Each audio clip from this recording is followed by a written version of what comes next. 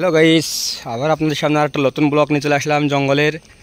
এই যে দেখতেছেন, এটা সুন্দরবন।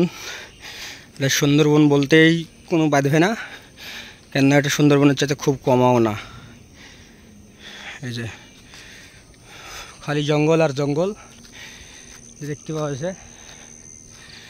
দেখতে পাচ্ছেন খালি জঙ্গল, এখানে সব রবার বাগান। আর আপনারা অবশ্যই ভিডিওর সঙ্গে থাকুন, ভিডিওটা দেখবেন, ভালো লাগবে।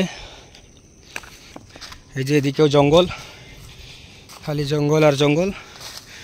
যত দূর দেখবেন তত দূর জঙ্গল।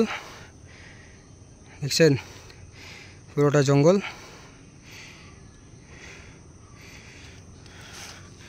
খুব জঙ্গল এগুলান। সকালবেলা জঙ্গলে চলে এসেছিলাম। আর এই যে দেখেন, জঙ্গলের ভিতরে মানুষ সব বসবাস করে। কিছু বাঙালি ভাই এখানে আছে।